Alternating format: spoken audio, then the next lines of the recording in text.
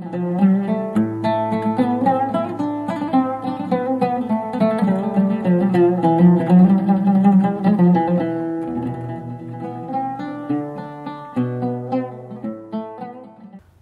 خودای بەخشندەی میهرەبان، ئازیزانی کەناڵی ئاسمانی پەیام، بینەرانی بەرنامەی بەفەڕ، سەلام و ڕەحمەت و بەرەکەتی خودای گەورەتان لەسەر بێ.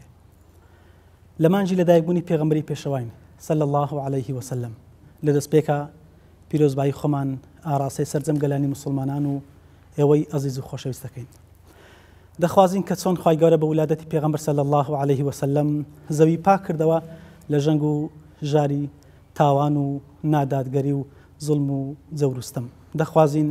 ئەم ساڵیش بە بۆنەی ساڵ وەگەڕی لەدایکبوونی پێشەوە صلی الله عليه وسلم هەرچی محنەت و هەم و غەم و نەخۆشی و ناخۆشی هەیە لە سەرجەم گەلانی مسلمانان و ئێمەش وەلاینێ. خۆشەویستان، ئێمە پێغەمبەر صلی الله عليه وسلم خوای گەورە وەکو ڕەحمەتێک بۆ ئێمەی هەنارد. دەفەرمێ وەلەکم فی ڕەسوول الله ئوسوەة حەسەنە. ئێمە دەمانەوێت لەم سۆنگەوە باس لە پێشەوایەتی پێغەمبەرکەین صلی الله عليه وسلم. ئاخۆ چۆن پێشەوایەک بووە، یان ئێمە وەکو شوێن پێ هەڵگری ڕاستەقینەی پێغەمبەر صلی الله عليه وسلم چۆن بتوانین بیکەینە قودوە و چاوساغ و پێشەنگ و پێشەوای خۆمان. بۆ ئەم باسە لە خزمەتی ڕێزدار جەنابی مامۆستا سامی سورچی دەبین. دەخوازین کە بتوانین ئەو کاتێکە لە ژێر دەستمانە بتوانین بە شێوەیەک لە خزمەتی ئێوە و پێغەمبەر دابین صلی الله عليه وسلم کە ڕەزامەندی خوای گەورە بەدەستبێنین. مامۆستا جان، سەلامی خوای گەورەت لەسەر بێ و یادی لەدایکبوونت پیرۆز بێ. وعليكم السلام ورحمة الله وبركاته. پیرۆزە لە جەنابیشتان و لە هەموو مسلمانان. زۆر سپاس. مامۆستایمە لە بەرنامەی بەفەڕ دەخوازین کە خوای گەورە غەرقی فەڕ و ڕەحمەت و بەرەکەتی خۆیمان کە لە ژێر چایە و سەتری پێغەمبەر صلی الله عليه وسلم. سەرەتا دەمەوێت بۆ دەست پێ بکەم کە خوای گەورە بە ئێمە دەفەرمێ لە قورئانەکەی تۆماری کردووە وەلەکم فی ڕەسوول الله ئوسوەة حەسەنە. ئێمە وەکو مسلمان و شوێن پێ هەڵگری پێغەمبەر صلی الله عليه وسلم چۆن بتوانین بیکەینە قودوە و چاوساغ و پێشەنگ و پێشەوای خۆمان. بسم الله الرحمن الرحيم. الحمد لله والصلاة والسلام على سيدنا وحبيبنا محمد رسول الله وعلى آله وأصحابه وأتباعه ومن والاه. اللهم علمنا ما ينفعنا وانفعنا بما علمتنا وزدنا علما واجعلنا ممن يستمعون القول فيتبعون أحسنه وأدخلنا برحمتك في عبادك الصالحين آمين. منيش هل سرتاوى بجب حالي خوم أما به لو بونا شكودار وقوريا مناسبي ولادة فخر كائنات حضرة محمد المصطفى صلى الله عليه وآله وسلم پیرۆزبایی لە خۆمان و لە هەموو مسلمانانی جیهان بکەین و داواکارین لە خوای پەروەردیگار ئەم بۆنەیە ببێتە مایە ئەوەی کە زیاتر ئەم دینە ڕاست و دروست و جوانە بڵاو ببیتەوە بەسەر عالەم و بەسەر خەڵکە، چونکە بەڕاستی ڕەحمەتێکە خوای گەورە نردویەتی بۆ هەموو بەشەریەت. هەر ئینسانێک دەست بەم دینە بگریت بێگومان بەختەوەر ئەبیت و هەر کەسێک لێی دوور بیت ئەوە بەڕاستی بێبەشە لە ڕەحمەت و سۆزی خوا سوبحانە وتەعالە. سەبارەت بە پرسیارەکەی جەنابەت، دیارە ئینسان بە شێوەیەکی گشتی خوا سوبحانە وتەعالە ئەم تەبع و ئەم سروشتەی پێداوە خۆی کەسایەتێکی هەیە. هەموو مرۆڤێک خۆی لە خۆیدا کەسایەتێکی هەیە، لە هەمان کاتیشە ئەم ئینسانە لە ژیانی خۆیان معجەب و سەرسامە بە کەسێکی تر. ئەیەوێ چاو لەو کەسە بکە، ئیختیدا بە ئەو کەسە بکە، وەکو ئەو بجوولێتەوە قسە بکات، بۆ نمونە شوێن پێی ئەو هەڵبگریت. جا لە مقابلی ئەوەشە حەزی لەوە نییە کە چاو لە کەسێکی تر بکە، یعنی بەدیوێکی تر برن کەسێک خۆشی ئەوێ ئیختیدای پێ بکە و شخصیت و کەسایەتێکی تر لە مقابلە هەیە پێی خۆش نییە وەکو ئەوە بی. لێرەوە خوا سوبحانە وتەعالە ڕێنمایی ئێمە ئەکا وەکو مسلمان ئێمە چێ بکەین بە مقتەدای خۆمان، شوێن پێی چیە هەڵبگرین و چاو لە شێ بکەین. دیارە خوا سوبحانە وتەعالە بە شێوەیە گشتی لە بۆ ئینسانیەت، بەڵام بە تایبەتتر لە بۆ ئێمە وەکو مسلمان ئەفەرمێ لەقەد کانە لەکم فی ڕەسوول الله ئوسوەة حەسەنە. بێگومان بۆ ئێوە لە پێغەمبەری خوا صلی الله علیه و سەلەم پێشەنگی و مامۆستایەتی و چاوساغی دەست ئەکەویت. ئەمە ئەوەمان پێ ئەڵێ کە ئێمە وەکو مسلمان تەنها تاقە کەسێک هەیە کە ئەبێ لەسەر ڕێبازی بڕۆین و ئەبێ اقتیدای پێوە بکەین و ئەبێ بیکەینە مامۆستای خۆمان لە هەموو جانیبەکانی ژین و هەروەها ئاینی ئیسلامیش. لەبەر ئەوەی هەر تاقە ئینسانێک گوتمان ئەبێ کە چاوی لێ بکەن شخصی پێغەمبەر صلی الله عليه وسلم چونکە خوا عز وجل هەرچی صفاتی کەمالی بەشەری هەیە لە ذاتی رسول الله صلی الله عليه وسلم کۆی کردیتەوە هەرچی صفاتی جوانە صفاتی کەمالی ئینسانە بۆی ئەرێن صفاتی کەمال ئینسان طبعی وایە خوای گەورە وای دروست کردووە حەزی لە وجودی خۆیتی حەزی لە ژیانە و حەزی لە کەمالیشە دەیەوێت دائیمەن بەرەو کەمال بڕوە بۆ ئەمە پێغەمبەری خوا صلی الله عليه وسلم قودوەیە بۆ ئێمە چونکە هەرچی صفاتی جوان و پەسەندە خوای گەورە لە ئەوە کۆی کردیتەوە لە جانیبە دینیەکەشەوە تەماشا بکەین هەرچی لە شارعی و لە دینەکانی پێشتر کە هەبووە لە پێغەمبەران عەلەیهیم سەلام خوای گەورە هەر هەمووی کۆ کردیتەوە لە شخصی رسول الله صلی الله عليه وسلم بۆیە خوا فەرمێ ئولائیکە الذین هەداهم الله فبهداه مقتدی خوای گەورە هیدایەتی پێغەمبەرانی داوە سەلامی خوایان لەسەر بێت ئەش فەرمێ بە پێغەمبەر صلی الله عليه وسلم پێغەمبەری خاتەم ئەتۆش هیدایەتی ئەوان وەربگرە ئیقتیدا بە ئەوان بکات بەو معنایە کە هەرچی ئەوان هەیبووە پێغەمبەری خوا صلی الله عليه وسلم لە خۆیدا کۆ کردیتەوە بۆیە ئێمە تاقە زاتێک کە هەمانە ئەبێ شوێن پێی بکەوین و لە سەر منهەج و ڕێبازی بڕۆین و ئەبێ لاسای بکەینەوە لە بۆ دینمان لە بۆ ژینمان پێغەمبەری خوایە صلى الله عليه وسلم. مامۆستا هەر لە ئاەتەکە کە خۆی بەرفەرمێ لەقەد بەقەدی تەحقیقا کومی ضەمیری پێوەناوە لە بۆ جەمع جامەبەستی مسلمانە یان ئیماندار و مسلمان یان ئەوەتە عامەتی ناس بە عالەمی جن و ئینساوە. بەڵێ طبعا لە زمانی عەرەبی کوم لە بۆ مخاطبە لە ئەسڵە کە قورئاندا ئەبەزی بەسەر پێغەمبەر صلی الله عليه وسلم پێغەمبەری خوا ئەیخوێندەوە لە بۆ مسلمانان لە بۆ جەمعی ئیمانداران بەڵام لەگەر ئەوەشە کە مسلمانان ئەگریتەوە بە شێوەیەکی گشتی خەڵکیش ئەگریتەوە هەر هەمووی پێغەمبەری خوا صلی الله عليه وسلم چونکە لە ئاەتی تر ئەو حەقەتەمان لە بۆ دەرئەخا کە پێغەمبەری خوا بۆ هەموو عالم هاتووە بە ئینسەوە بە جنەوە وما ئەرسەلناکە ئیلا ڕەحمەتە للعالمین یعنی دەکرێت ئەگەر کەسەکە ئیمانداریش نەبێ بەڵام لە ڕۆ ئەخلاقی و کۆمەڵاتی و ئیداریەکانەوە یەقتدای پێ بکات بێگومان لە جانیبی دنیاییەوە لە ژیانی دنیا هەر ئینسانێک لاسایی پێغەمبەر بکاتەوە صلی الله عليه وسلم ئەو سلوک و ڕەفتارە جوانانەی ئەو هەیبووە لە ژیانی خۆی جێبەجێ بکات ئەو کەسە لە دنیادا کەسێکی سەرکەوتوو ئەبیت سەعادەت وەرئەگری بەس لە دنیا ئەگەر بێت و مسلمان نەبی مسلمانیش نەبی بە هەمان شێوە لەبەر ئەوەی مەسەلەی پەیوەندی ئێمە لەگەر پێغەمبەر صلی الله عليه وسلم زانان ئەفەرمون عیلاقەیەکی عیلمیە یعنی ئێمە دوو جۆرە عیلاقەمان هەیە عیلاقەیەکی عیلمی بابرن غیرە عیلمی عیلاقەی عیلمی ئەوەیە کە ڕەبتی سەبەب بە مسەبەب یان سەبەب و نەتیجە ئێمە دەزانین کە هۆکارەکان بوون نەتیجەکە دەبی زۆربەی حاڵەتەکان هەروەهایە کە سەبەبەکە بوو نەتیجەکە دەبی مثلا بۆ نمونە کە زەواجەکە بوو مناڵەکە ئەبی کە ئینسان خواردنی خوارد نەتیجەکەی بی کە ئینسانە تێر دەبی تعاملکردن لەگەر پێغەمبەری خوا صلی الله عليه وسلم و جێبەجێکردنی سونەتەکانی یان با بڵێن هەڵسوکەوت و ئەخلاقە بەرزەکەی ئەو بێ نەتیجە نابی ئیلا ئەم ئینسانە سوودی لێ وەرئەگرێت کەسێکی بەختەوەر ئەبی لە دنیا ئەگەر بێت و غیرە مسلمان بی خۆ ئەگەر مسلمان بێت هەم لە دنیا و هەم لە قیامەتیشە سوودی لێ وەرئەگرێت لە هەر سۆنگەیە کە ئەگەر ئیقتیدای پێ بکات زات ئابووری بی کۆمەڵاتی بی سیاسی بی ئیلا سەرکەوتن بەدەستێنێ گومان لەوەدانە یعنی ئێمە گەر تەنها نمونەیەک لەسەرەوە بینینەوە لە ڕووی پاک و خاوێنیەوە پێغەمبەری خوا صلی الله عليه وسلم ئەگەر ئێمە بگەڕێنەوە لە تاریخ و بچین لە بۆ زەمەنی رسول الله صلی الله عليه وسلم ئەبینن خەڵک لەو کاتی بایەخی بە پاک و خاوێنی نەداوە یعنی هەتا لە مەسەلەی خۆشوشتنە زۆر شتێکی کەم بووە دەگمەن بووە یعنی مەسەلەن نێنوکردنە خۆپاکردنەوەیە خۆ بۆن خۆشکردنە ئەم جۆرە شتانە زۆر کەم بووە ئەگەر هەر نەڵێن نەبووە هەتا لە مەسەلەی قەزای حاجە یعنی شتێک نەبووە بە ناوی ئاوە ئەوانە ئەمە پێغەمبەری خوایە صلی الله عليه وسلم فێری پاک و خاوێنیان ئەکا فێری ئەویان ئەکا مەثەلەن وەکو مسلمان یعنی ئێمە ڕۆژانە چەند جارێک دەست و نوێژ هەڵبگرین حەفدە جۆری خۆشوشتنمان هەیە هەر لە فقهی ئیسلامی باسیەکە زانایان ئەڵێن ئێستا لەم عەسرە بەناو پێشکەوتووە کە تەقەدومی تەکنۆلۆژیا ئەمە هەیە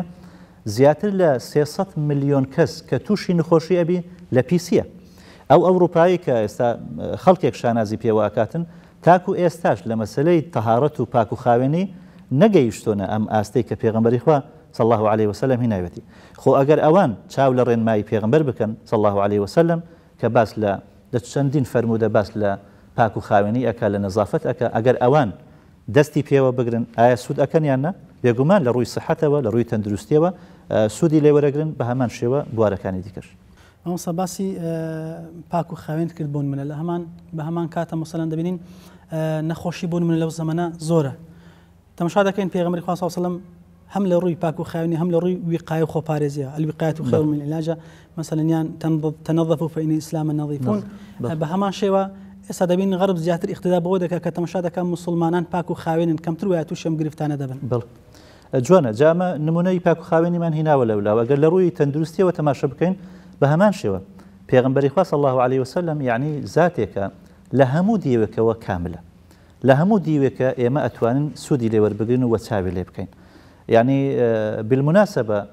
پێغەمبەران عەلەیهیم سەلام هەر یەک لە پێغەمبەران ئەگە ئێمە وەری بگرین هەر ئەتوانین لە جانیبێکە ئیستیفادەی لێ بکەین بەڵام لە هەموو ڕووەوە ناتوانین سوودیان لێ وەربگرین. یعنی مەسەلەن بۆ نمونە کەسێک کە دەسەڵاتدارە حاکمێکە ئەتوانی ئیقتیدا بە حەزرەتی سولەیمان بکە سەلامی خوا لەسەری لەبەرەوە چونکە مەلێک بوو حەزرەتی داود بە هەمان شێوە بەڵام ئەی کەسێکی فەقیر کە دەسەڵاتی نییە چۆن چاوی لێ بکە ناتوانێ کەسێک کە دەوڵەمەندە ئەتوانی ئیقتیدای پێ بکە کە ئەویش دەوڵەمەند بووە وەکو پێغەمبەر سەلامی خوا لەسەربی چۆن مامەڵەی کردووە لەگەر دەوڵەمەندیەکەی خۆی بەڵام کەسێکی فەقیر ناتوانێت چاوی لێ بکە. مەثەلەن حەزرەتی عیسا عەلەیهی سڵات وسەلام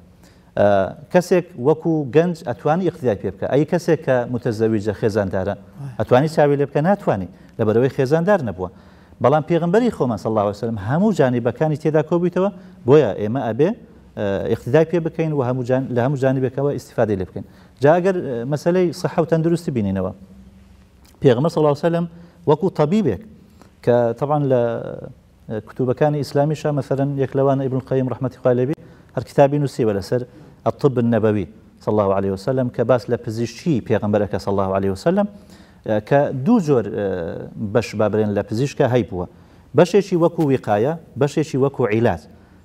لميجيش قتراوة الوقاية خير من العلاج وقاية كباشترة استايما لفترة وزمن كورونا پیغمبر إخوة صلى الله عليه وسلم لزمن خويا باسي لحجري صحي كردو يعني إنسان مسلمان كأفرمي هر كاتي كزاني لشوينك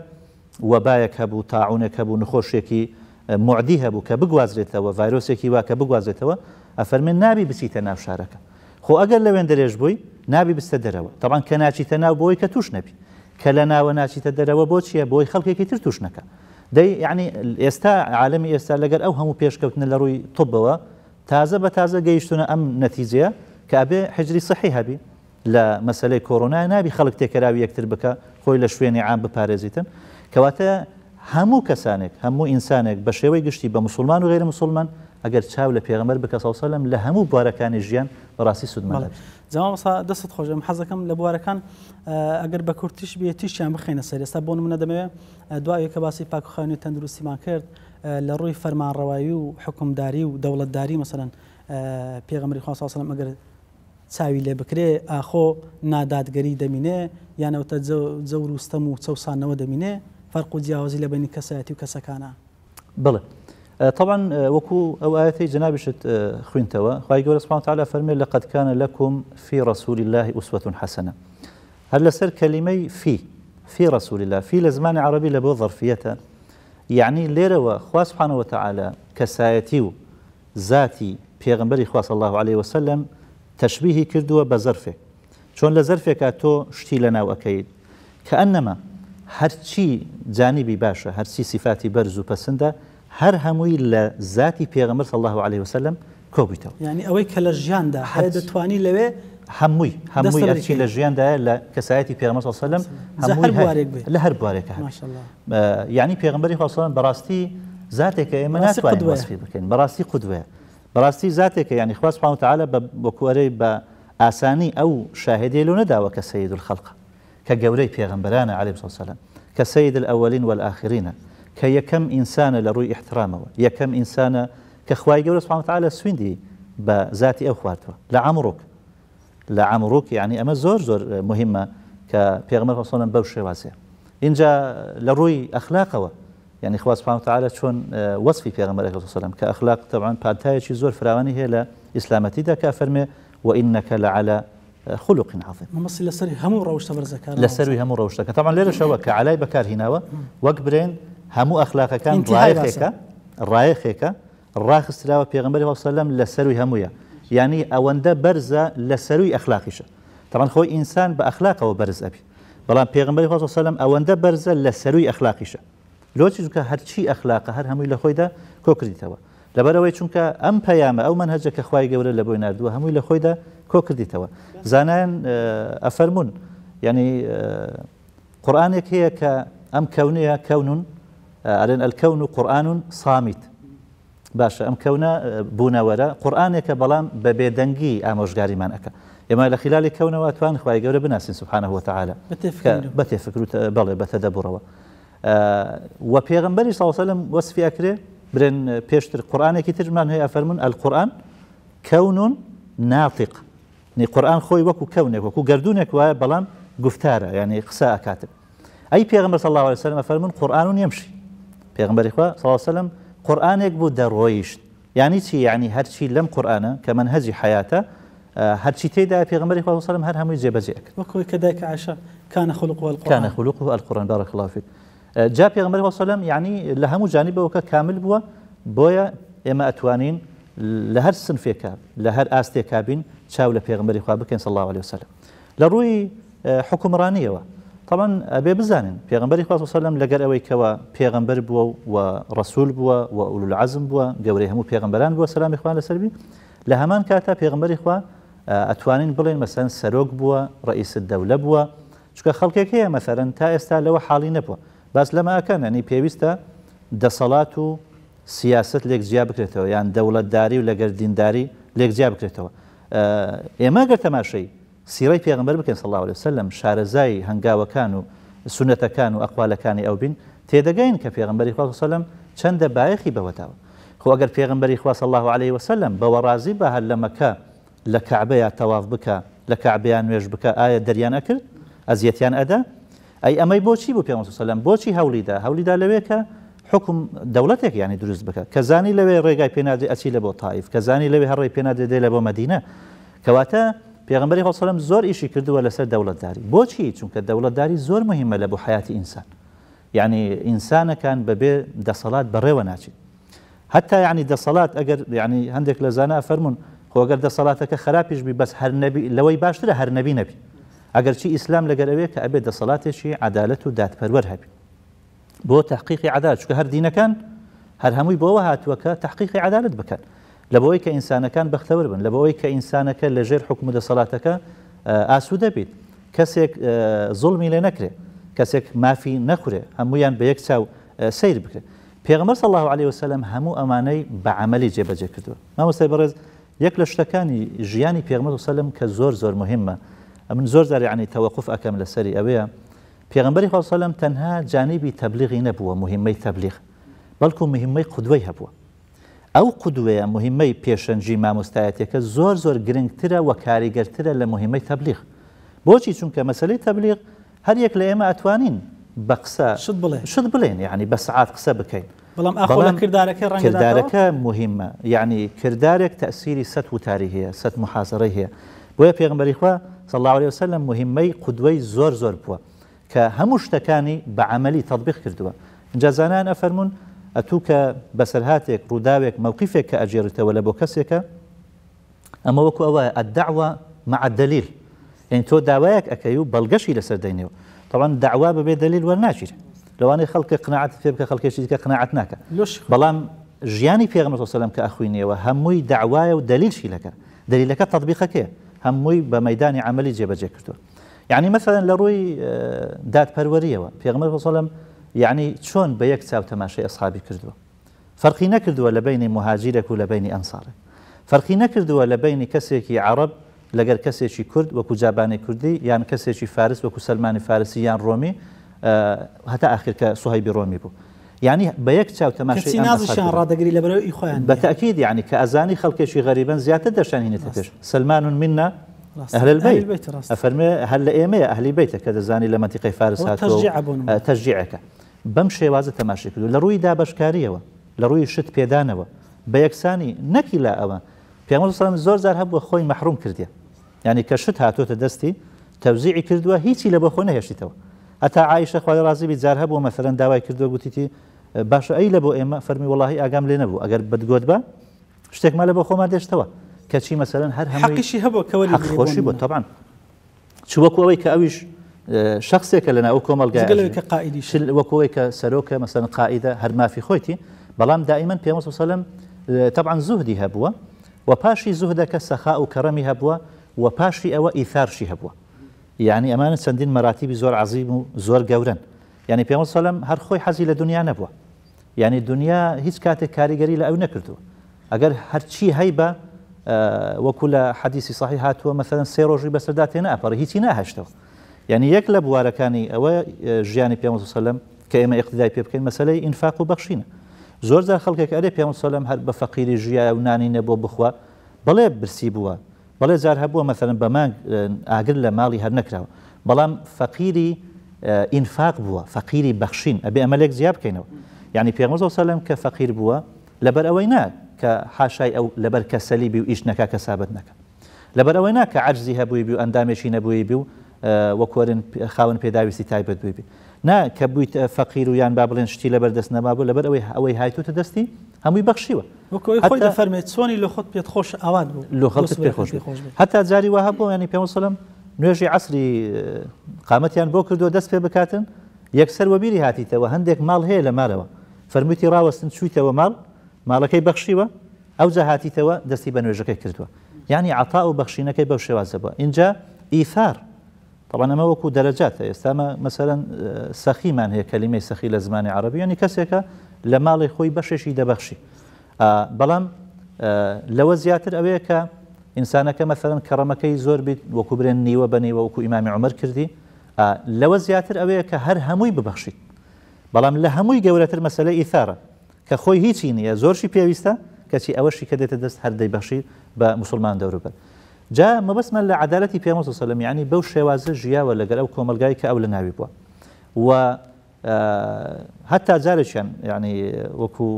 نمونە فاتیمە خوا لێ ڕازی بیت کە کچی پێغەمبەر صلی الله علیه و سلم و چەندی خۆش ویستووە یعنی جەنابەت دەزانی کە پێغەمبەر صلی الله علیه و سلم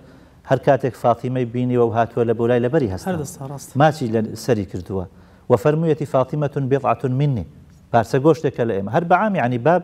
حەزی مەسەلەن کچی خۆی خۆش ئەوێ و دەرشی بڕوە اینجا ئەم ئافرەتە کە خێزانی تەبعاً ئیمامی عەلی بخوا لێیان ڕازی بیت لە ڕووی مادیەوە وەزعیان باش نابیت ڕۆژێک دەهەیە کە زۆر مادی ئەبی و هیلاکەبی بە هەویر شێلانەکە و بە ئاو دەرهینانەکە ئەوانە کە دەهێت پێغەمبەر صلی الله علیه و سلم لە ماڵی نییە لە خێزانەکانی یەکێکیان پرسیارەکە بۆچی هاتووی ئەرێ بۆ شتێکی ئاوە هاتوومە کە ئەگەڕێتەوە دوای پێغەمبەر صلی الله علیه و سلم دێتەوە شەو داتێ ئەڵێن فاتیمە هاتبوو بۆ شتێکی ئاوە یەکسەر دەچیت بەو شەوە کە دەچیتە ژوورەوە لە دەرگادەدا جیان ڕاخستووە ئیمامی عەلی فەرمووی جێمان ڕاخستە بوو فەرمووی لە شوێنی خۆتان بن ئەچیتە بەینی فاتیمە لەگەر عەلی دائەنیشیت ئەفەرمووی ئێوە هاتبوون لۆ شتێکی ئاوە وتیان بەڵێ فەرمووی من شتێکتان پێ برێم لەمە باشتر طبعا داوای خزمەتکارێکی کردبوو لەوە باشتر پێتان بڵێم وتیان فەرمووی کە لەسەر جێگاکەتان ڕائەکشێن 33 جار برێن سبحان الله 33 جار برێن الحەمدولله 34 جار برێن الله ئەکبەر ئەمە باشترە لە ڕیوایەتی ترە کە ئەمە جێگای شاهێدەکەمانە فەرمووی ئەی فاتیمە ئەی عەلی چۆن خادم و خزمەتکارێک بە ئێوە بدەم و ئەترك ئەهل الصفة على ما هم عليه يعني چۆن من خادم بە ئێوە بدەم ئەم شتە بە ئێوە بدەم ئەهلی سوفەش ببینم کە مەجموعە کەسێک من فەقیر بوون ماڵ و حاڵیان نەبوو لە هەویانی مزگەوت ئەمانەوە ئەهلی سوفەش هەبی لەوێ نانی نەبی بخوا يعني ئەمە قیمەی عەدالەتە يعني کچی خۆی کە ئەو کچەی ئەوەندەش خۆش ویستووە نەیویستیە شتێکی بدات ئەگەرچی زانێتی زەڕورشە بەڵام لەبەرەوەی خەڵکێکی تر هەبووە کە فەقیر و محتاج بووە هەتا ئەوانیش نیان بیان لەوان زێتر نەبی نەیداوە بە کچی خۆی لە ڕۆژگارێکی وەکو ئەوڕۆی ئێستا ئێمە تێدا دەژین چەندە پێویستە بۆ منە فەرمانڕەواکانمان هەنی شوێن پێ هەڵگیری ئەو بن تاکو ئەو خەڵکە لەژێر ئەو جەوروستەم و قۆڕەخکاریە دەربازیان بێ زۆریش زەڕورە ئێمە تەماشا ئەەکەین یعنی عالم بە شێوەکی گشتی بە تایبەتی عالەمی ئیسلامی تووشی مەشاکیل و گیر و گرفتی زۆر بووە لە ڕووی ئیجتیماعی و کۆمەڵایەتیەوە لە ڕووی ئیقتصادی و ژیانەوە زۆربەی هەرە زۆری ئەو مەشاکیلانە ئەگەرێتەوە لە بۆ حکم لە بۆ دەسەڵات ئەگەر دەسەڵاتێکی ڕەشید و دەسەڵاتێکی حەکیم و لێزان و دەسەڵاتێکی دادپەروەر هەبیت بێگومان هیچێک لەو مەشاکیلانە نامێنن يعني خوا سبحانه وتعالى بتایبەتی لە بۆ منطقەی ئیسلام يعني ئەوەندە فەزل و کەرەمی بە ئێمە کردووە ئەرزی ئەوەندە بە پیت و بەرەکەتی پێداوین ژێرخانی ئابووری زۆر عجیبی پێداوین يعني من لە شوێنێکا خوێندمەوە تەنها لە سوودان کە ئێستا خەڵکەکە زۆر فەقیرە تەنها لە سوودان ئەوەندە ئەرزی زراعی هەیە ئەگەر ساڵێک بکاتە گەنم هەمووی بەشی 3 ساڵی هەموو دەوڵەتی عەرەبی ئەکە گەنمەکە بەشی 3 ساڵی ئەکە جا ئەی ئەو هەموو عالەمە ئیسلامیە ئەگەر ئەوانە هەمویان مەسەرەن بخرێنە گەڕ ئیش بکەن کار و کەسابەتی بکەن مەجالیان پێ بدرێ ئەبێ داهات و مەعیشەت چۆن بێ خۆ مەسەلەیەکی زۆر یعنی باو مەشهورە عومەری کوڕی عەبدولعەزیز ڕەزا و ڕەحمەتی خوای لێبی لە 2 ساڵی خلافەتی خۆیە توانی هەرچی فەقیرە لە ناو عالەمی ئیسلامی نەهێت هەرچی کەسێک کە پێویستی بە زەواجە هەر هەمووی لە بۆی دابینی کرد بەڵێ من دڵنیام لەوەی کە هەر کەسێک حاکمێکی دادپەروەر لە هەر وڵاتێک لە وڵاتەکانی ئیسلامی ئەگەر بە عەدالەت ئیش بکاتن ئەتوانی نەک بە 2 ساڵ بە 1 ساڵ کێشەی ئابووری و ئەو مەشاکلانە هەر هەمووی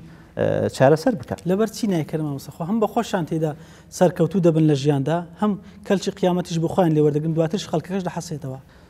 طبعا هەموو شتێک ئەبێ پاڵنەرێک هەبیت زانان ئەفەرمون کار و کردەوەی ئینسان دەرەنجامی تەسەووری ئینسانە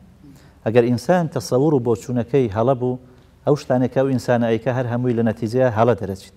ئەو کە هەڵەکەش ئەکا پەیوانیە کە هەڵەیە پێیوایە شتێکی باشەکە یعنی کەسێک ئەگەر دزی ئەکاتن ئەو پەیوانیە دزی خراپە بە تەسەووری خۆی پێیوایە لە باتی ئەوەی لە بەیانی تا ئێوارە ئیش بکە خۆی ماندی بکە و هیلاک بکاتن 25,000 ئایا پێی ئەدرێیان بە ماوەیەکی زۆر کەم ئەڵێ من ئەو پارەی دەدزم و ئەوانە ئەمە ئەم کار و کردەوەی نەتیجەی چییە؟ نەتیجەی تەسەوورێکی خراپە جا ئەمانە ئەو حکامانە ئەم تەسەوورە خراپیان هەیە ئەگەر تەسەوورەکە عەقیدەکە بیر و باوەڕەکەیان تەواو بیت هەڵسوکەوتشیان باش دەبێت ئەومانەش دەگەینی کە ئەوان زۆر دوورن لە پێغەمبەر صلی الله علیه و سلم هەم لە ڕووی ئیقتیداوە هەم لە ڕووی حب و ئیتباعیشەوە بێگومان ویستم یعنی منیش باس لەوە بکەم یعنی ئەبێ پاڵنەریش هەبی یعنی ئەمە نقطەیەکی زۆر گرنگە کە پاڵنەر هەبیت پاڵ بە ئێمەوە بنێ لە بۆی کە ئیقتیدا بە پێغەمبەر صلی الله علیه و سلم یعنی یەکەم پاڵنەر کەوا زۆر مهمە مەسەلەی ئیمانە کە تا چەندە ئەم کەسە ئیمانی بە شخصی پێغەمبەر هەیە صلی الله علیه و سلم خۆ خەڵکێکی زۆر هەیە لەوانێ برێ من مسلمانم بەڵام ئایا بە قسەت چاک دەبی ئەبێ بە عەمەل بسەلمینی کە مسلمانە بە عەمەل بسەلمینی کە ئیمانی هەیە بە پێغەمبەر صلی الله علیه و سلم چونکە ئەمە بەڕاستی مامۆستاگیان تەکذیبی عەمەلیمان زۆرە ئەگەر تەصدیقی قەولیشمان هەبی بەس تەکذیبی عەمەلیمان هەیە بەداخەوە قەولێکە بەتەڵ ناکاتەوە مامۆستا کە عەمەلی لەگەڵ نەبێت کەلچی نییە نەتیجە کەلچی نییە یعنی مەثەلەن بۆ نمونە کەسێک یعنی هەر وەکو نمونە بینینەوە یعنی ئەڵێ پێغەمبەرم خۆش ئەبێ صلی الله علیه و سلم باشە مناسبەی مەولود هەیە مەسەلەن لەوانەیە مەولودی لە بۆ بکات دەفەی لێ ئەدا مەسەلەن سرودی ئەڵێ چی ئەکات چی ئەکاتن بە قوربان ببی یا رسول الله صلی الله علیه و سلم بەڵام لە قەزیەکان مەثەلەن حەدیثێکی پێغەمبەر هەیە صلی الله علیه و سلم پێغەمبەر خوا فەرمی ئاوا بکەن بۆ نمونە لە مەسەلەی میرات بابرێن میرات تەوزیعکردن بدەنە کچەکان و کوڕەکان لەوانەیە بەس بداتە کوڕی نەیداتە کچی بێبەشی ئەکات یان لە مەسەلەیەکە کە ئەبینی مەثەلەن لە ڕووی دنیاوە مەسلحەتی ئەو لەوە نییە کە حکم بە شریعەتی ئیسلام بکە ئەچی عمل بە قانون ئەکە لە هەمان کات نوێژیش ئەکا وەرێ من مسلمان و پێغەمبەرم خۆش ئەوێ صلی الله علیه و سلم باشە ئەمە چۆن تێک ئەکاتەوە یعنی زانایەک باس ئەکارێ ڕۆژێک کابرایەک خۆی بەدیندار دائەنەوەوانە گوتی پیاوێک هاتە بوو لە بۆ داخوازی کچەکەی گوتی هات پرسی بە من کرد فلانە کەسە هاتووە من کچەکەی خۆمی پێ بدەمیانە گوتم پیاوەکە نوێژ ئەکە گوتی وەڵاهی پێم وایە نازانم نوێژ ئەکە یان ناکە المهم یانی لە بابەتی نوێژکردن و دینداریە باش نەبوو لە ڕووی ئەخلاقەوە هەروە ئاخر گوتی کوڕێکی باشە کاسبە و وەزیفەی هەیە و خانووی هەیە و شریکەی هەیە و نازانم چی هەیە گوتی پێم گوت ئەتۆ باوەڕ بە قورئانەکەی چی ماوەسە چۆن باوەڕ پێ ناکەم گوتم باشە ئەی خوای گەورە سبحانه وتعالى فەرمێ ولا عبد مؤمن خير من مشرك ولو أعجبكم ئەگەر کەسێک مەسەلەن ئەگەر خزمەتکار و کۆیلەش بی بەڵام مادام ئیماندارە باشترە لە کەسێکی ترکە ئەگەر حڕیشە و بەڵام ئیماندار نییە باشە تۆ کە حیساب ینی پێوەرەکەت لە بۆی کە کچی خۆتی پێ ئەدەی ماڵ و شەهادە و داهات و ئەمانە حیساب لە بۆ دین و ئەخلاقەکە ناکەی یعنی بە عەمەل ئەڵێ ئەمن باوەڕم بەو ئاەتەکە جا یەک لە ئیشکالەکان ئەوەیە یعنی خەڵکێک بەڵێ ئەو ڕێنمانەی پێغەمبەر ئەبینی صلی الله علیه و سلم بەڵێ بەڵام ئیشی پێ ناکەن کەواتە دوافع كان لبوي كإيمة بعام يعني اقتداء بيغمبر صلى الله عليه وسلم مسألة إيمانه ومسألة محبة وخوشويستية بس محبته شيء حقيقي وتواب نك محبته شيء سرزارك الشاعر زواني فرموا لو كان حبك صادقا لأطعته إن المحب لمن يحب مطيعه أجر براستي راز بكي لويك علي أمن بيغمبر خوشوي صلى الله عليه وسلم يعني خدام خوشوي بله أو أبي بجوي بكي وأبي جوي رايلي بكي چونکە دائما کەسێکی خۆش بێ بەگوێیەکە ئێمە زۆر جار ئەبینن یعنی کەسێکی دنیای خۆش ئەوێ کە دەزانی لەسەر فکرێکی خراپیشە بەڵام خۆی لەسەر بە کوشتن ئەدا یعنی کەسەکە ئەسڵن مەسەڵەن لەوانەیە مولحیدش بێت کە بە ناوی فکرێکی قەومیەوە بە هەر ناوێکی ترەوە هەوڵێک ئەداتن خەڵکێک لەوانەیە خۆی لۆ بە کوشتن بدە لەبەرچی چونکە خۆشی ئەوێ یان جاروایە کچ و کوڕێکە مەسەڵەن لەوانەیە لە مقابلەوەی چیە ئەگەر بەڕاستی کانەما خۆشی ئەوێ خۆی تووشی هیلاکەت بکە ئەی ئەگەر ئینسانی مسلمان بەڕاستی پێغمبەری خۆش بووێ ئەبێ خۆی فیدا بکە صلی الله عليه وسلم کەواتە ئەگەر ئەم ئیقتیدایە نەبوو ئەم چاولێکردنە نەبوو لە مەیدانی عملی لە تەطبیقاتە ئەبێ بگەڕێنەوە لەبەر ئەوە کە خەلەل هەیە لە ئیمانەکە خەلەل هەیە لە مەحەبەتەکە خەلەل هەیە لە تاعات و گوێڕایلی بۆ پێغەمبەر صلی الله عليه وسلم بۆیە نایکا بە قودوەی خۆ لە مەیدانی عملی چاوی لێ ناکات. مامۆستا باسی خۆشەویست کرد دەست خۆش بێ چەندە گرینگە بۆ نمونە ئێمە وەکو موسڵمان دەبینین بە زۆر زا ئەکتەرەکە ممەسیلەکە یان دەوڵەتدارێکە بەرپرسێکە پێ و معجبن زۆریان خۆشەوێ بەڵام ئەو کەسانە زۆر دوورن لە ڕەفتار و ڕەوشتی پێغەمبەر صلی الله علیه وسلم چەندە کاریگەری لە ڕووی عەقیدە و ئیمانەوە کە ئەو کەسانی خۆشە پێ معجبە و کار و کردەوەکانیشی جێبەجێ دەکات بەهۆی نزیکبوونەوەی لەوی لە پێغەمبەری خوا دوور دەکەیتەوە صلی الله علیه وسلم. ئەمە لە سەرەتا ئاماژەم بەوە کرد هەر ئینسانێک ینی شخصیەتێک هەیە معجبە پێی ئەوجا لێرەوە هەڵسەنگاندنی ئەم ئینسانە وەکو برێن میزان و تەرازوێک لە بۆی دابنێن ئەم ئینسانە چۆن بیناسین ئەبێ بەم کەسایەتیە هەڵی بسەنجێنن کە ئەو خۆشی ئەوێ و معجبە پێی و لاسای ئەکاتەوە ئەگەر کەسایەتێکی ئەهلی دنیایە بەهێزە یان وەکو ئەرێن نەزم و ئەستێرەیەکە بەڵام ڕەبتی نییە بەدین ئەم ئینسانە با مسلمانش بیت ئەوە ئەچی بۆ لای ئەو یعنی بەڕاستی مەودایەکی زۆر هەیە لە بینی ئیمان و ئیسلامەتی لەگەر ئەم ئینسانە با بەناوش برێ من مسلمان یعنی گوتمان تاقە کەسێک کە ئینسان ئەبێ پێی معجب بیت و لاسایی بکاتەوە پێ بە پێ لەسەر هەنگاوەکانی بڕوە ئەوە شخصی پێغمبەر صلی الله عليه وسلم یعنی هەر کەسێک اقتیدا بە پێغمبەر ئەکات صلی الله عليه وسلم ئەوە بەڕاستی ئەبیتە ئیماندا و هەر کەسێک یعنی هەوا و ئارەزوەکانی تابعی ئەو بەرنامەیە کە پێغمبەر هیناوی صلی الله عليه وسلم ئەوە دیارە ئیماندار لە حەدیث پێغمبەر صلی الله عليه وسلم ئەفەرمێ لا يؤمن أحدكم حتى يكون هواه تبعا لما جئت به یەک لە ئێوە فەرمێ ئیمانتان کامل نییە تاکو هەوا و ئارەزوەکانی شوێن ئەو بەرنامەیە نەکەوی کە ئەمن هیناومە کە دینی ئیسلام لە فەرمودەی ترا فەرمێ والذي نفس محمد بيده لا يؤمن أحدكم حتى أكون أحب إليه من والده وولده للرواية ترا فەرمێ والناس أجمعين ئەبێ لە هەموو ئەمانە زیاتری خۆش بێ کەواتە بەڵێ جایز نییە کەسێک خۆی بە شوێن کەوتوی پێغمبەر بزانی صلی الله عليه وسلم بچی معجبی بە کەسێکی غەیری مسلمان لەبەر ئەوەی ئایا ئەکتەرێکە لەگەر ئەوەی چونکە لاعیبێکە نازانم لەبەر چی وچی ئەمە لە بۆ ئینسانی مسلمان ناکرێکە معجبی بەم جۆرە کەسانە لەبەر ئەوەی ئەمە گوتمان یعنی ئەمە زاتێکمان هەیە کە لە هەموو جانیبەکانەوە کامل و تەواوە کاویش پێغمبەرە صلی الله عليه وسلم لە ڕۆژگارێکی وەکو ئەمڕۆ ئێمە قەیرانی ئەخلاقمان هەیە مامسا لە هەموو ڕۆکانەوە تێکەوتوین هەو کارگەلێک زۆر هەن چۆن بتوانین پێغەمبەر صلی الله عليه وسلم بکەینە قودوە و پێشەوە بۆ ئەوەی لەو قەیرانە قوڵەی ئەخلاقی ئێمە تێدا کەوتوین لێی دەرچین هیچ ناتیدا شەرمەزار نەبین و بتوانین ژیانێک بگوزارێنی زەڕی خەڵکمان نەبێ. بەڵ طبعا پەیامەکان بەتایبەتی پەیامی ئیسلام بۆ ئەوە هاتووەکو پێغەمبەر فەرمووی صلی الله عليه وسلم إنما بعثت لأتمم مكارم الأخلاق ئەو ئەخلاقە بەرزە ئەمە شتێکە لە بۆ تەکمیلەی ئینسانە یعنی هەر ئینسانێک بیەوێت کەسایەتێکی هەبێت هەر ئینسانێک بیەوێت جێگای ڕێز و احترام بیت هەر کەسێک بیەوێت لە دنیا و لە قیامەتە بەختەوەر بیت و مەقامی گەورە بیت ئەبێت دەست بە ئەخلاق بکرێت. شاعیر جوانی گوتووە فەرمێ ئومەتەکان ئەحمەد شەوقی ئەڵێ ئومەتەکان بە ئەخلاقەوە ئەمینن ئەگەر ئەخلاقەکە نەما ئومەتەکانیش دەڕۆن کەواتە ئینسان ئەگەر خوا نەخواستە یعنی زوعفشی هەبێت لەلایەن ئەخلاقی ئەبێ بیر لەمە بکاتەوە چوەکو کەسایەتی خۆی چوەکو قەومیەت و ئومەتەکە چوەکو ژیان و پاشی ژیانەکەی پەیوەستە بە مەسەلەی ئەخلاق و ڕەوشی جوانەوە ئەگەر ئەم ئینسانە ئەخلاقی بەرز بوو کەسایەتێکی بەرزێبی بۆیە ئیسلام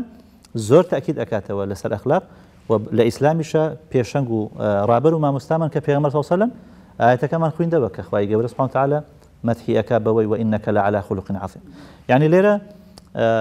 ئەوەم وەبیر هاتەوە کە ئەگەر ئێمە تەماشای شخصیەتی پێغەمبەر بکەن صلی الله عليه وسلم خوای گەورە زۆر عەتای پێداوە جگە لەوەی کەوە هەڵی بژاردووە و سەید المرسلینە وەکو قورئان خۆی مثلا باسی پێغەمبەرەکە صلی الله إنا أرسلناك شاهدا ومبشرا ونذيرا وداعيا إلى الله بإذنه وسراجا منيرا أما بين شش وصفي پێغەمبەرەکە صلى الله عليه وسلم کە خوای گەورە ئەوانەی هەمووی پێداوە پێغەمبەرێکی موژدەدەرە ترسێنەرە و بانجی خەڵکی ئەکا بۆ لای خوا سبحانه وتعالى چرایەکی پڕشنگدار و ڕووناکە بەرچاوی خەڵکی ڕووناکاتەوە و جگە لەمانە کۆمەڵێک خاصیەتی تر خوای گەورە پێداوە یعنی مثلا لۆ نمونە حکمت و دانایی پێغەمبەر صلی الله عليه وسلم خوای گەورە زاکرێکی زۆر بەهێزی پێداوە سنقرئك فلا تنسى ئەفەرمێ بۆت ئەخوێنینەوە شت لەبیر ناکە ئێستا هەر یەکێک لە ئێمە ئینسان کە شتێک ئەگەر بخوێنیتەوە لەبیری ئەکە بەڵام پێغەمبەری خوا صلی الله عليه وسلم قورئانی لەبیر نەئەچوو ئەم ئاەتانە دائەبەزین لەبیری نەئەچوو زاکرێکی ئاوا بەقوەتی هەیە مەبەستمان ئەوەیە خوا سبحانه وتعالى کە ئەوێ مەدحی بکە بەچی مەدحی ئەکە بە یەکێک لەم شتانە مەدحی ناکە بەڵکو بە ئەخلاق مەدحی ئەکە وإنك لعلى خلق عظيم بۆچی بە ئەخلاق مەدحی ئەکە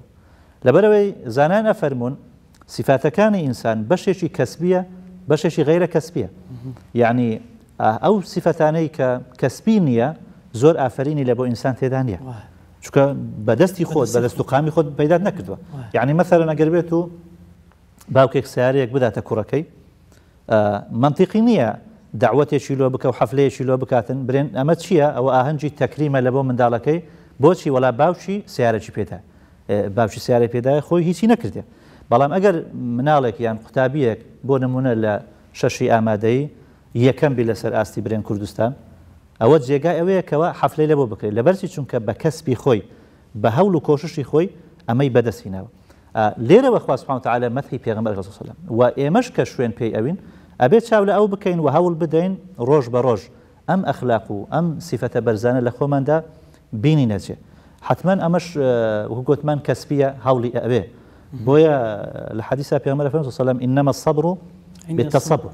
وإنما الحلم بالتحلم وإنما العلم بالتعلم أم تصبر وتعلم وتحلم بابي تفاعله لبو تكليفه يعني أبي إنسان هول بدا خوي ماندي بكا جهدك بكا شرك لقى نفسي خوي بكات إن جاء أم شرا شي وايلي أكاتن يعني إيمانك وهروها اقتداء كذن ببيغمبر صلى الله عليه وسلم خوش ويستي لبو بيغمبر صلى الله عليه وسلم وكسايتيكي بالكنوا ولا مستقبلك هم أمانة بالنرن لبو أويك أم إنسانة شر لقى نفسي خوي نكات چونك نفسي إنسان شتي دنيئي فيك شتي كمي في أكات بلان أبي إنسان مسلمان لمقابل أمانة بجنجت يعني مثلا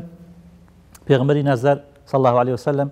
ئامۆژگاری صحابی ئەکا و بۆ ئێمەش هەر نەسیحەتە فەرمێ ئەعطی من حەڕەمەک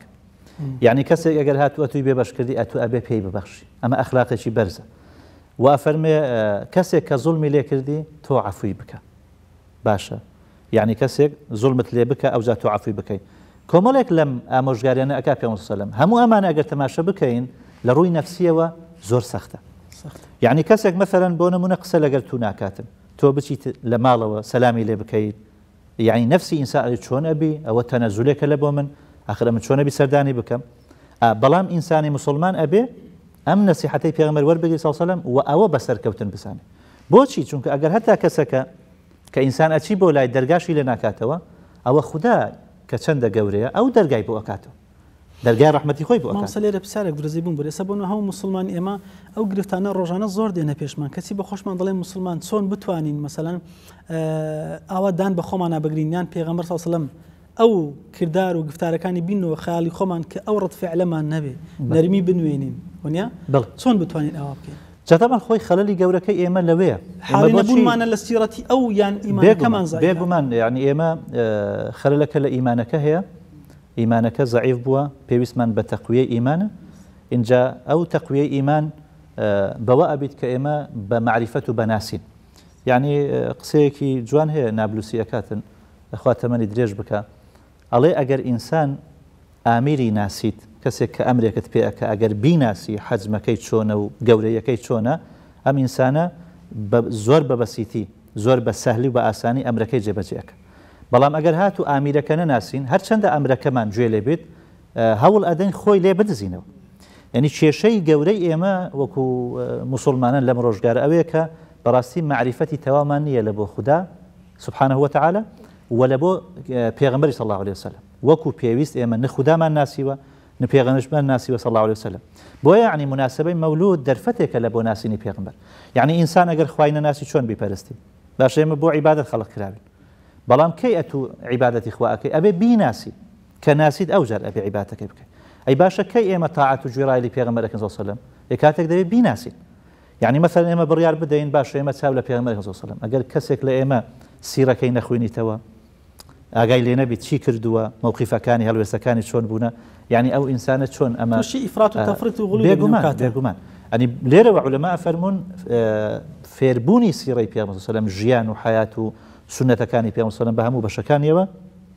ئەفەرموون فەرزی عینە لەسەر هەموو تاکی مسلمان چکەمە قاعیدەی ئوسولیمان هەیە ما لا يتم الواجب إلا به فهو واجب. کۆمەڵێک لە واجبەکان پەچی کەوتووە لەسەر ناسینی سیرەی پێغەمبەر صلی الله عليه وسلم کەواتە ئەبێ بیناسین ئەو جاوامان لێ ئەکاتی ئەم سیرە ناسین و ئەو معریفەتە کە ئێمە چاو لە ئەو بکەین. چونکە ئەم هەڵوێستانە یعنی چەندی ئێمە شارەزایان بین بەڕاستی لەگەر خوێندنەوەکەیە بەدەست خۆت نییە مەحەبەت و خۆشەویستی لە دڵت دروست ئەوی بەرامبەر بە پێغەمبەر صلی الله عليه وسلم و عەزەمەتی ئەوت لە بۆ بەدەر ئەکەویت چاکەکانی ئەوت بۆ بەدەر ئەکەویت ئینسانیەتی ئەم پیاوە ئەم زاتە گەورەت لەوە دەرەکەوی ئەمە هەمووی وا ئەکاتن کە ئینسان خۆشی بێ. یعنی طبعی ئینسان وایە چی خۆش ئەوێ دائما ئینسان جەمال و جوانی خۆش ئەوێ شتێک کە جوانە خۆش ئەوێ بەدەستە خۆت نییە. یە پێغەمبەری خوا صلی الله عليه وسلم قیمەی جەمال خوا پێداوە چ لە ڕووی جەسەدیەوە چ لە ڕووی معنەویەوە. یعنی دەگوترێ مەثەڵەن خوای گەورە نیوەی جەمالی بە حەزرەتی یوسف داوە سەلامی خوا لەسەر بێ بەڵام هەمووی بە پێغەمبەر داوە. سەحابی وەسفیانە کران فەرموو کە هاتە مەدینە کە ئەنەما مانگێکە کە مانگ هەراتووە کە وەجهی پێغەمبەر نەبینی صلی الله عليه وسلم مەدینەی هەموو ڕووناک ئەکرد. ئەمە هۆکارێکە لە بۆ خۆشویستن. دواتر ئیحسان الئینسان گوتراوە عەبد الئیحسان چێ وەکو پێغەمبەر صلی الله عليه وسلم محسین و چاکەکار بووە تۆ کە ئەم هەموو مەوقیفانە ئەخوێنیەوە حتمما پێغەمبەری خوا خۆش ئێوە صلی الله عليه وسلم یعنی کە مەوقیفی چاکەکاری زۆر بووە لەگەر دۆست و لەگەر دوژمن ئەگەر بکرێت نمونەی زۆر هەنیانی لەسەر ئەمە لەبەرەوەی ماوەکەمان زۆر کەمە مامەسا ئیدی ئەوەش بۆ باسەشی خوڵە ئێستا بۆ نمونەی پێغەمبەر صلی الله عليه وسلم عەرابێک بێ یەقەی بگرێ ئاوای پێ بڵێ عەدیل دواترش بەو شێوە بەو ڕەفتارە نەرم و جوانێ جوابی داتەوە یان یەکێک بێ لە نێو مزگەوتا بەول بکا میز بکا بەو شێوە تەعامل بکا ینی لەگەڵ ئەخلاقی ئەو ڕۆی ئێمەی زۆرێک لە مسلمانان زۆر دوورە. دەمەوێت بێمە سەر باسی ئەوەی مامەسا لەبەرەوەی ماوەکەمان زۆر کەمە باوکاتی پێغەمبەر صلی الله عليه وسلم وەکو باوکانێکی ئێستا ئێمە چۆن تەعامل لەگەڵ منداڵەکانی خۆیان دەکەن و وەکو زەوجێک لەگەڵ زەوج و خێزان و خێزانەکانی خۆی مەسەلەن چۆن تەعاملێکی هەبووە چ وەسیەتێک لێ بۆ ئێمە وەکو مسلمان چۆن بین لەگەڵ یانە. بەڵێ طبعا ئەمە گوتمان یعنی هەموو جانیبێک ئێمە ئەتوانین ئیستیفادەی لێ بکەین چ وەکو گەنج ئەوەی کە گەنجە ئەبێ چاو لە پێغەمبەر بکە صلی الله عليه وسلم یعنی پێغەمبەری خوا کە گەنجێکی ئاوا گورج و گۆڵ گەنجێکی ئاوا جوان گەنجێکی ئاوا بۆنخۆش بووە کە دەرفەتی خراپەی لە بۆ فراهەم بووە وەکو باقی گەنجێک بەڵام لە ژیانی خۆیان گوناحی نەکردووە. یعنی هەتا پێشی پێغەمبەرایەتی دوو جار ویستویەتی ئەم دوو جارش گوناحی نەکردووە کەواتە لەم جانیبەوە ئێمە ئەبێ گەنجەکانمان چاوی لێ بکەن شەهەوات و ئەو فریودانەی کە ئیعلامی فەساد هەیە کە ئێستا ئیش ئەکا لەسەر گەنجەکان ئەبێ ئاگایان لێبی پێغەمبەری خوا بکەن بە قودوە لە بۆ خۆیان